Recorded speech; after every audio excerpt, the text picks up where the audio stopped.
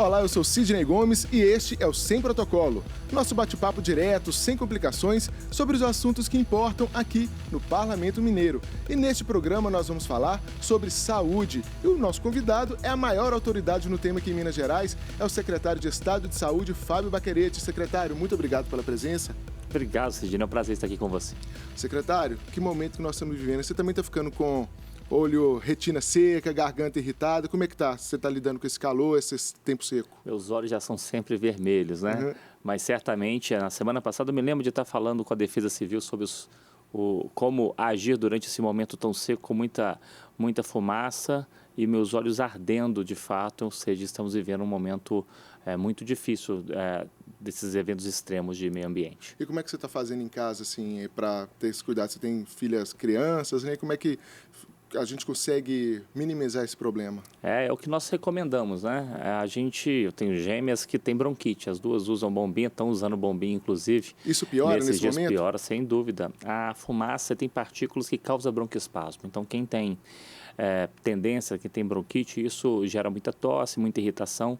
E elas estão usando mais bacias de água, umidificador para quem tem também, toalhas úmidas. Sem dúvida nenhuma, isso faz muita diferença. O grande ponto é a umidificação do ar. Esses vaporizadores, para quem pode usar também, eles ajudam? São ótimos. E lembrar que a mucosa nossa, né, todos os tecidos das narinas, das bocas, a hidratação é de dentro para fora. Então, beber muito líquido, atenção, especialmente com os idosos e crianças, que elas não sentem sede, né? A gente sente sede, pega a canequinha aqui e bebe água. O idoso e a criança, você tem que oferecer água. Então, é o que a gente vem recomendando. E na rede hospitalar do Estado, como é que isso já tem impacto? As pessoas têm procurado mais por problemas respiratórios? Nós tivemos pontualmente no Triângulo, quando teve aquela grande fumaça do interior de São Paulo que passou, uma grande busca aos pronto-atendimentos, mas isso já passou. Mas temos que ficar atento. Demora ainda um mês ainda para a gente ver essa chuva chegar de fato e até lá teremos aí, mas nada que esteja dando internações, né? CTIs e unidade de internação continua ainda sob controle. Secretário, vou começando a falar agora da sua trajetória. Você tem uma trajetória assim meio de menino prodígio, né? Se formou, virou plantonista e já começou a ser gestor, né, na rede pública. Fala um pouco para a gente desse começo seu como médico, como é que foi aí também entrar na gestão? Acho que médico gestor, assim, são raros, né? Os médicos aí, nós nos dedicamos, eu sou radiologista, nós nos dedicamos muito ao paciente, acaba que a gente não tira um tempo ali para se dedicar à gestão. Na verdade, o médico é o maior crítico do gestor, né? Toda vez que eu me lembro que eu atendia no pronto atendimento, falava assim, ele está mandando fazer isso porque ele está lá atrás da mesa e não sabe o que é estar aqui. Mas eu acabei, nessas oportunidades, eu entrei como plantonista no Hospital Público da FEMIG, né, no Júlia Kubitschek. E lá, como plantonista, comecei a organizar o plantão. Nessa organização do plantão, me convidaram para ser coordenador, depois coordenador da unidade inteira. Depois eu comecei a organizar o hospital, virei assessor da diretoria, diretor-geral do Júlia Kubitschek. Depois presidente da FEMIG e depois secretário de saúde. Você virou presidente da FEMIG aos 35 anos? Isso, em 2019, eu não vou esquecer, dia 2 de julho de 2019, onde o João 23 estava trocando a carne pelo ovo, porque estávamos devendo mais de 230 milhões de reais de fornecedor, então era uma época muito difícil aquela.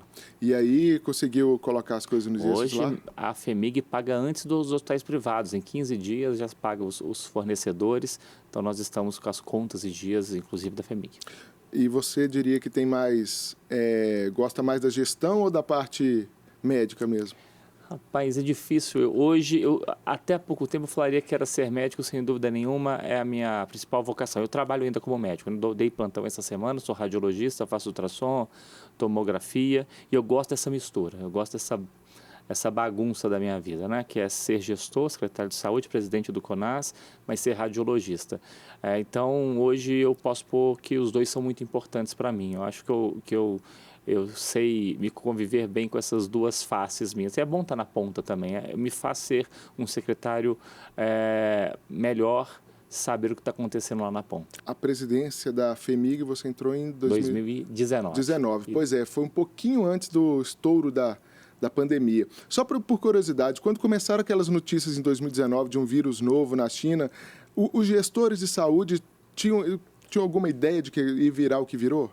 Tínhamos, né? Antes da sociedade em geral, a gente já fazia reunião ainda em dezembro de 2019, né? A pandemia começou em 2020, então, quando no dezembro de 2019 a China já começou a ter aqueles casos, onde a Europa estava começando na Itália, nós já estávamos fazendo o plano de contingência. Na época eu estava na FHEMIG, e o Hospital Eduardo de Menezes é o grande hospital que é vocacionado para esse tipo de casos. E lá, Júlia Kubitschek, João Paulo II e João XXIII em Belo Horizonte, e no interior em Patos de Minas e o João Penido em Juiz de Fora, nós começamos a fazer o plano de contingência. Vocês vão lembrar que no início da pandemia, já em 2020, quem de fato estava sendo a grande referência no estado era sempre a FHEMIG. Depois, Sim. obviamente, pelo número de pacientes, nós precisamos expandir, mas a gente já estava discutindo isso alguns meses antes, de fato, da emergência chegar no Brasil. Então, mesmo antes de assumir a secretaria, já estava ali na FHEMIG quando o bicho pegou, né? Assim, o número de internações aumentou demais, e aí como foi viver esse momento? Foi difícil, Sidney, por vários motivos. O problema inicial, a pandemia, o grande pico que nós tivemos foi em 2021, né? Foi quando eu virei secretário, inclusive, em março. Mas antes disso, o problema de máscara, falta de máscara, a necessidade de ampliar muito os leitos. Aí foi uma correria, e aí nós tivemos grandes dificuldades, né? Por falta de insumos, a nossa equipe de médicos, enfermeiros preocupados, esperando ainda, né, a vacina que chegou só no ano seguinte. Então, mas nós conseguimos organizar. A FHEMIG se destacou dessa maneira. Nós acompanhávamos diariamente o número de internações que chegavam nos hospitais, primeiro Eduardo de Menezes, depois expandindo pela rede FHEMIG. A gente acompanhava o tempo de permanência para saber se aquele número de leitos era o suficiente. Quando o nosso pico passou lá em junho e julho, aí depois que esse pico passou, começou a cair, nós demos uma tranquilizada.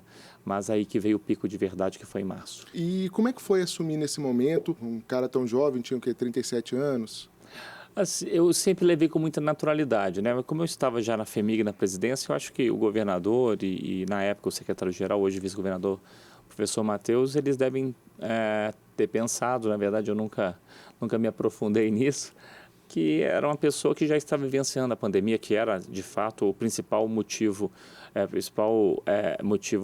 de enfrentamento de todo o nosso país.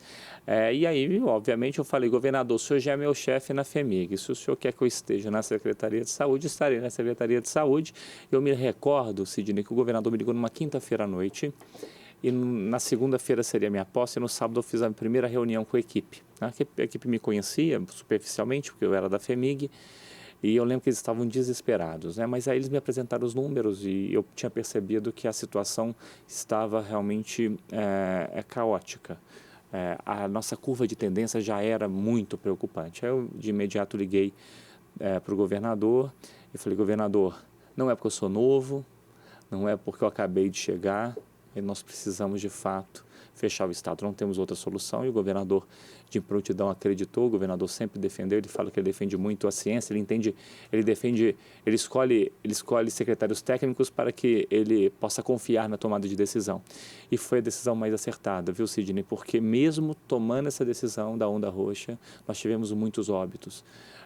A vacinação estava engateando ainda, começou em janeiro, e ainda não tínhamos a maior parte da população vacinada. A ficha demorou a cair, a ficha foi cair depois de uns 6 meses, talvez 9 meses, no final do ano. Porque não deu nem tempo de pensar, né? Não dava tempo. Mas foi importante, Cid, uma coisa interessante. Como nós temos a Fundação Hospitalar, a FHEMIG, a Secretaria de Saúde ela não tem aquela expertise de hospital. Isso fica muito na FHEMIG. E eu pude trazer esse jeito de ponta, de urgência e emergência. Eu trabalhei na urgência e emergência durante meus primeiros 7 anos. E eu acho que isso acrescentou muita coisa. Eu vou dar um exemplo de algumas coisas históricas que acontecem. Nós ampliamos muitos leitos, muitos. E na hora que o paciente de fato começou a chegar, em março de 2021, quando eu tinha chegado lá, dia 14 de março eu cheguei, nós começamos a ver que em janeiro faltou oxigênio em Manaus. Isso. E foi um caos. Pesadelo, né? E me chamaram, Fábio, a gente precisa levar balas de oxigênio para Januário, no norte de Minas. Eu falei, como assim bala de oxigênio? Ah, não, porque eles estão com dificuldade da empresa ir lá fornecer. Aí eu falei, gente, quantos leitos nossos são por balas de oxigênio, quantos são por cilindros de oxigênio líquido, que dura mais tempo, que são gases canalizados, e quantos que são de usina de oxigênio. Aí nós vimos que metade quase era de bala de oxigênio. Aí nós fizemos uma resolução rapidamente e conseguimos transformar essa rede numa rede confiável que não precisava, porque um paciente entubado, né, na ventilação mecânica, gasta 4 cilindros daquele grande. Então 10 leitos são 40 por dia, não tem logística que aguenta. Então foi no momento oportuno, conseguimos dar essa resposta, senão uma realidade que aconteceu em estados vizinhos nossos, não só em Manaus, podia acontecer. Então, eu acho que essa junção de quem tem experiência de ponta com o planejamento surtiu um efeito positivo, me deixou bem alegre ali. E, como eu disse agora, o negócio parece que foi um pesadelo. Se pensar que a decretação de pandemia vai fazer 5 anos agora, no começo de 2025, qual que é a memória mais marcante que você tem desse período? Uma coisa que me marcou muito foram porque eu fazia uma reunião diária, né, de situação de cada município. E é muito ruim você fazer todo o esforço e ver que existem mortes por causa da falta da vacina ainda à época, que eram mortes inevitáveis, né? Porque por mais que ele esteja no melhor hospital do estado, ele evoluía, né? Ele morria porque não tinha tratamento, é um vírus, não tinha até então tratamentos que hoje nós temos, né? Nós temos alguns tratamentos para casos graves. Isso é uma coisa que me marcou, você falou uma coisa que me marcou. Eu lembro que eu saí da cidade administrativa, cidade deserta, né? Sim. Nós tínhamos a onda roxa com toque de recolher e eu via a cidade vazia, sem ninguém. Aí eu olhava para aquilo, sabe o que eu pensava? Eu falei, gente, isso aqui está desse jeito porque eu falei que era para ser assim. É uma responsabilidade muito grande. Eu estava muito convicto que era o certo, compartilhava com o governador e com uma equipe grande, técnica, e eu ia no supermercado para ir para casa, e eu ia para o supermercado, eu me lembro que as pessoas se sentiam constrangidas de ficar próximo da mesma prateleira. A gente ficava 2 metros de distância, e como aquilo, eu falava, e as pessoas não imaginavam que eu que estava ali, eu tinha sido responsável por aquilo. Muitas vezes eu via alguém reclamando, que absurdo e tal, e falava, gente, é uma responsabilidade muito grande para uma pessoa ter que tomar essa decisão.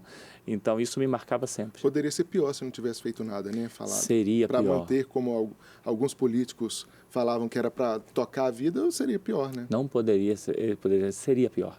O que nós fizemos ali a partir de março, se não tivesse sido feito, o número de mortes seria muito, muito, muito maior.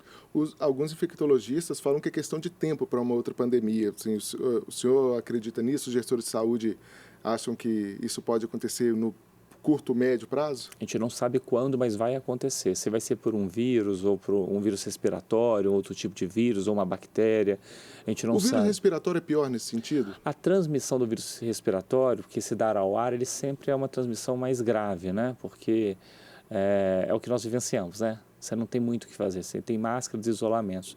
Uma doença em que o contato direto, vamos falar da monkeypox, né? Que nós temos a mpox aí, que nós temos alguns surtos que acontecem. Como ela precisa do contato direto, o risco dela se disseminar muito rapidamente é muito pequeno. A bactéria da mesma maneira. A bactéria tem uma fisiopatologia, uma forma de contaminação menos grave do que geralmente o vírus. O vírus ele é mais fácil de ser disseminado. Então, o vírus tem este comportamento que nos preocupa. Mas é questão de tempo, um mundo globalizado, onde antigamente se tivesse alguma doença na China, não chegava aqui de uma hora para outra. Hoje, se você chegar no aeroporto de Confins, todos os dias chegarão pessoas provenientes de todos os cantos do nosso mundo. Então, certamente é questão de tempo e temos que ter uma estrutura já mais pronta para que isso aconteça. Ô, secretário, e a dengue?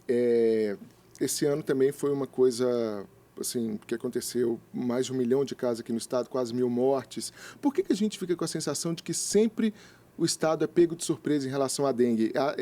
Conta pra gente em relação a esses surtos, parece que quando acontece um ano, provavelmente não acontece no outro. É isso mesmo? Isso tende a diminuir nos próximos anos ou ainda é para ficar alerta? Quase 2 milhões de casos, Cid, nesse ano, viu? Já passamos de 1.700.000. Eu tô falando aquela fase do começo, Aquela fase, né? Então, tô falando assim, é absurdo esse número. Porque o maior número até então não passou de 600.000. Então, você imagina, já 3 vezes maior que o pior ano da história. A dengue, ela tinha um comportamento trianual. Então, eu trabalhei muito na época do Júlia Kubitschek, inclusive, eu peguei 2 grandes epidemias de dengue, a de 16 e a de 13. A de 16 tinha sido até então a maior. Nós fizemos lá uma grande unidade de hidratação. E ela tinha esse comportamento. Por quê? A população quando pega muita dengue, ela fica imune para aquele mesmo sorotipo por um tempo. Até vir um novo sorotipo e tinha um comportamento que nunca se entendeu muito por que esse é o ciclo do mosquito, o que acontece, porque a gente sabe que tem a ver com chuva, com água parada e tudo isso, e circulação do vírus.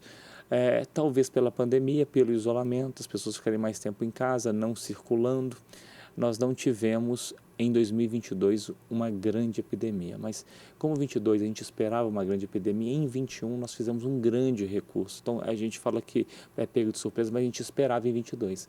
Então fizemos mais de 150 milhões de reais, 120 milhões de reais preparando o Estado. Chegamos em 2022, não tivemos quase nada de dengue, que foi quando a gente começou a sair da pandemia.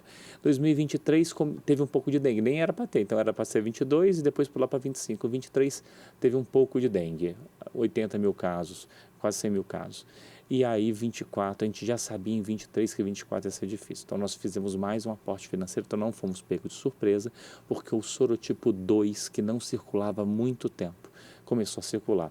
Então, como nós temos 4 tipos de dengue, no momento que você tem uma população que pegou um tipo e ela continua sendo a predominante, a chance de ter novos surtos a curto prazo é muito pequena, porque a população, por exemplo, como ano passado esse ano foi sorotipo 2, se ano que vem ser sorotipo 2 que circular mais, nós não teremos muitos casos de dengue, porque temos uma população imunizada pela doença. Agora, se vier o sorotipo 3, que já voltou a circular no Brasil, em Contagem temos casos, em outros lugares do estado temos casos, podemos ter um novo surto. Por isso nós já estamos agora, desde julho e agosto, preparando o estado para quando chegar a chuva, porque os ovos do mosquito da dengue já estão nos pratinhos, esperando a primeira gota de chuva, igual semente do cerrado, né?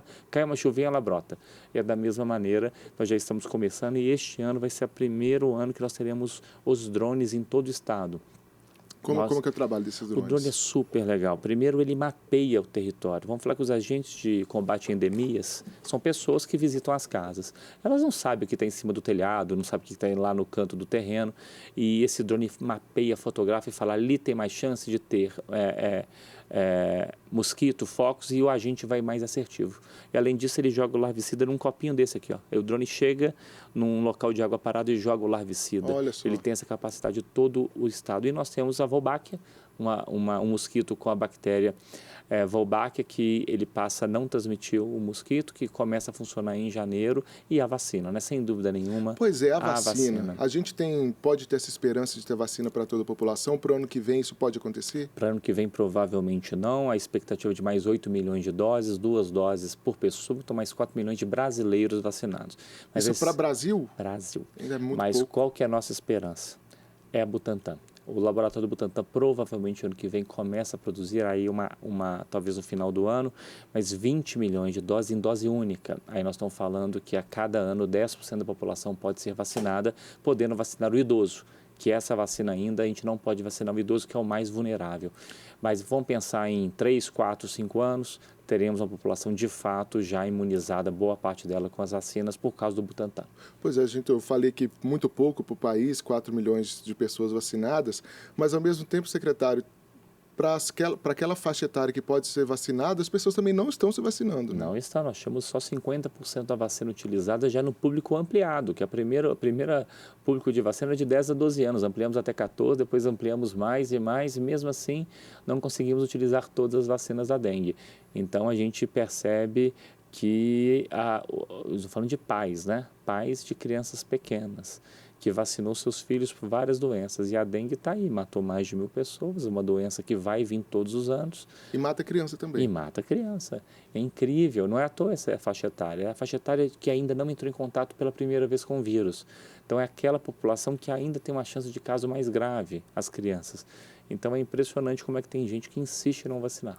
Pois é, e aí a gente entra numa questão também da desinformação, né? Muita desinformação a respeito principalmente de vacinas. É difícil para o gestor público ter que, às vezes, enxugar gelo e falar, gente, não, pode ir lá e vacinar, né?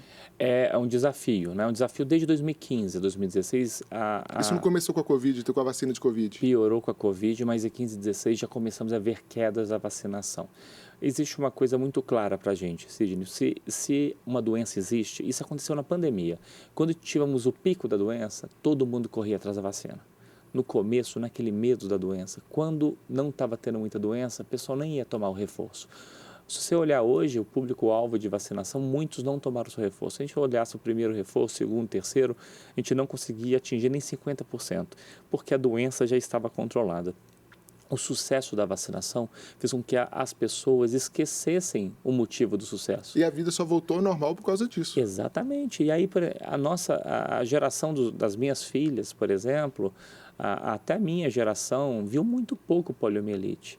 Mas quem viveu poliomielite sabe o que é aquilo, quem viveu sarampo, varíola, sabe o que é aquilo. Então, quem não vivenciou isso não dá tanta importância. Então, nós temos que mudar a estratégia, não adianta fazer do mesmo jeito. Por isso, os vacimóveis, a gente acredita em vacina fora do posto de saúde, para pegar esse restinho, porque no dia do seu dia a dia de trabalho, você não tem tempo para ir no posto, mas se aqui na Praça da Assembleia tiver lá um vacimóvel, você fala, vou ali rapidinho, na hora do almoço, tomar vacina. Já está ali mesmo? Já está ali, é caminho. Eu lembro que eu já me vacinei na faculdade, eu senti uma tenda, falei, vou lá. Isso é importante para pegar essas pessoas que não têm tempo rodoviária. E não querem fazer esforço para ir. Isso é um ponto super importante. Tem uma coisa que chama bonificação. A gente está bonificando para quem reduzir a diferença de onde está hoje da vacina para a meta. E são 160 milhões de reais.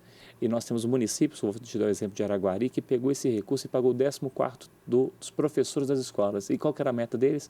Vacinar 95% das crianças. E nós conseguimos atingir 98% lá. E hoje 9 das 13 vacinas nossas já estão atingindo a meta. Está surtindo um efeito positivo. E porque muita gente fala que essa vacina... Falaram da vacina para Covid e a vacina da dengue que é experimental. Experimental não quer dizer que ela é ruim para as pessoas, né? Nem é experimental. E nem é experimental, são tecnologias já consagradas e antigas. A vacina de RNA mensageiro, que muita gente falou que até mudava o DNA das pessoas, é uma coisa tão absurda, né? Eu, como médico, eu vi colegas médicos falando isso, que é mais triste ainda de ver. Os médicos me deixaram muito impressionados, às vezes negativamente, durante esse período de pandemia. É uma tristeza. A cegueira é absurda. Mas essa vacina ela já é estudada há mais de 10 anos. E se a gente conseguiu fazer uma vacina, a gente não, né? Os pesquisadores desenvolveram uma vacina em tão pouco tempo, que ela pode ser renovada com as cepas novas em tão pouco tempo, tem que ser celebrado. Porque quando alguém consegue ver um celular, uma nova tecnologia de celular chegando, ela é a primeira a comprar na loja, por que a vacina não serve? Serve um celular, serve uma tecnologia nova, uma roupa nova. Nós temos que ficar felizes com o avanço tecnológico. E a vacina da dengue... E até substâncias que as pessoas consomem por aí, mas na hora de tomar vacina, ela é perigosa, né? Não pode. E assim... E a memória não pode nos faltar neste momento. Se estamos aqui hoje, sem máscara, eu dei tanta entrevista de máscara na minha vida, sim. A vida está normal, não por um milagre, não. Não que eu não acredite em milagres, eu acredito em milagres, mas neste caso foi a ciência que desenvolveu uma vacina. E se estamos aqui hoje, porque nós estamos vacinados. E quantas pessoas morreram por não ter tido a oportunidade de se vacinar? Então, assim, tem que refutar. É uma pena que, assim, uma pessoa leiga que lê uma mensagem de WhatsApp e vê, porque eles escrevem tão bem que parece que convence. O problema é ver colegas médicos ou quem entende de saúde falar um absurdo desse. É isso que nos entristece. Secretário, uma das promessas de campanha do governador Romeu Zema foi a entrega de hospitais regionais. Eu falo que tem um jornalista, humorista, chama Tuti Vasquez, que fala da notícia enguiçada, aquela notícia parece que todo ano... E tem essa história dos hospitais regionais, parece que não vão para frente. Aí temos a promessa para Teófilo Otoni, Valadares, Divinópolis, Lafayette. Eles vão sair, vão ficar prontos? Vão ficar prontos, graças a Deus. Viu, Sidney? Teófilo Otoni é o primeiro e o maior deles, talvez o maior transformador dos hospitais, porque não só pelo tamanho, mais de 400 leitos, é porque é a região mais carente de hospitais, que é a região do Mucuri, né, em Teófilo Otoni. Ele está a todo vapor e a expectativa é que julho, agosto do ano que vem ele esteja pronto. Então, ele está no acabamento, está muito avançado, recurso garantido. Tem a ver também até com o acordo de Brumadinho, que foi ratificado aqui na Assembleia Legislativa. Valadares também a obra já começou, Sete Lagoas também está indo muito bem. Divinópolis vai ficar pronto ano que vem também. E Lafayette, que teve um problema na licitação que o vencedor desistiu de fazer. E a gente vai esperar. E Juiz de Fora, que foi uma questão que quando nós pegamos a obra... Juiz de Fora está complicado. Juiz de Fora, nós não executamos a obra, a gente fazia convênio no início. E quando nós fomos pegar a obra, descobrimos, por exemplo, que tinham colunas que não encontravam vigas. Imaginar uma coluna não encontrando uma viga e coluna sem ferro. Você lembra aquele viaduto que caiu aqui Sim, ele na caiu Pedro I. porque não tinha ferro suficiente. E tinha um hospital sendo construído desse jeito. E não é sombrio o investimento necessário para colocar aquele hospital de pé. Então, qual que foi a opção que nós tivemos? O governador teve, e o vice-governador, e corroborado tanto por mim, como secretário de saúde, como o Pedro Bruno, secretário de infraestrutura, com a sua equipe técnica. Vamos investir nos hospitais que existem lá. E aí, nós temos o hospital da FEMIG, que está sendo investido quase 100 milhões de reais de ampliação, e o hospital universitário, que vai ser investido pelo governo federal na sua ampliação, e nós vamos pôr todos os equipamentos lá dentro. Então, é uma dobradinha do governo do estado com o governo federal, e no final das contas teremos mais leitos do que previsto no hospital regional, resolvendo então. Então, teremos os 5 hospitais regionais, 2 serem entregues ano que vem, o restante em 2026, e o de Juiz de Fora iremos investir no João Penito da FEMIG e no Hospital Universitário da Universidade Federal. Secretário, a gente está caminhando para o final, o senhor falou dessas tratativas que são feitas aí com o Ministério da Saúde. Como que é a sua relação com a ministra, com o próprio governo Lula, já que o governador Zema e o presidente Lula são adversários políticos, mas como que fica o secretário de Saúde de Minas Gerais nesse jogo, nesse tabuleiro? Muito tranquilo. O governador, ele sempre me cobra para fazer o que é certo e buscar o melhor para Minas Gerais. E ele sempre me incentiva e nos pergunta como está essa relação com o Ministério. Como eu sou presidente do Conselho Nacional de Secretários, minha relação é muito próxima da ministra e de toda a equipe dela. Eu não posso me queixar de nada. Se eu ligar agora, ela vai me atender. Se eu precisar dela de alguma maneira, ela também vai me ajudar. Então, eu falo que o SUS ele tem uma bandeira própria, né? O SUS tem uma bandeira própria de fato. E nós não temos essa diferenciação, um respeito muito grande.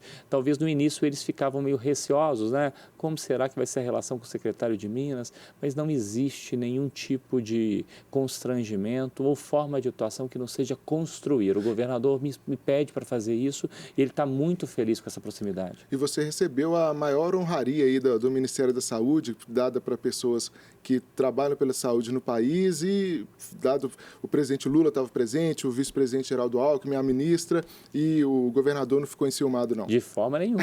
O governador ficou muito orgulhoso, porque a motivação dessa medalha Oswaldo Cruz foi a melhoria da vacinação. E reconhecer este papel como presidente do CONAS, mas como secretário de Minas, que nós de fato estamos melhorando a vacinação, isso é um reconhecimento da política pública que está sendo feita em Minas Gerais. Então, o governador está muito orgulhoso e foi uma honra, de fato, receber. São 22 pessoas só no país que receberam isso. E eu ser uma delas, vamos falar de 220 milhões de habitantes, então é um privilégio muito grande. Quando você deixar o governo, vai voltar ali para as clínicas, para os consultórios, ou gostou da política? Eu não quero ser político, a carreira política não me atrai. Eu gosto de ser médico e eu vou continuar sendo médico e gosto de ser gestor. Eu gosto de ser médico e isso não é secundário. E eu sei que para ser um legislador ou qualquer cargo eletivo de eleição, você precisa dedicar muito, né? E eu me dedico muito como secretário, mas eu consigo dar um plantão noturno, consigo dar um plantão no final de semana. Nossos colegas deputados sempre falam, e aí, você vai ser isso? Eu já postei algumas garrafas de cerveja com eles, eu acho que vou fazer uma festa só de apostas. Apostei bastante, mas eu estou muito certo que eu quero... Olha, interessante, Sidney, em abril do ano que vem, vou ser o mais longevo secretário da história de Minas. Eu vou completar 4 anos, ou seja, já é um tempo que deu para fazer muita coisa. Eu tenho certeza que quando eu sair, outro vai vir fazer um trabalho contínuo aí, e a gente tem que saber a hora também de participar e a hora de voltar para a rotina. Secretário, muito obrigado pela sua presença aqui, foi ótimo. Obrigado, Sidney. Obrigado pela oportunidade de conversar, falar mais do que geralmente eu falo, falar um pouquinho da minha trajetória. Obrigado pela oportunidade. Tá certo, muito obrigado. E você assiste ao Sem Protocolo na TV Assembleia, pela TV aberta e também pelo streaming. O nosso videocast está disponível no YouTube e no seu tocador de podcast favorito. Não tem desculpa para ficar de fora. A direção do Sem Protocolo é do Eric Araújo, produção Tatiane Fontes, áudio Eduardo Marinho e edição de Vitor Caldas. Até o próximo.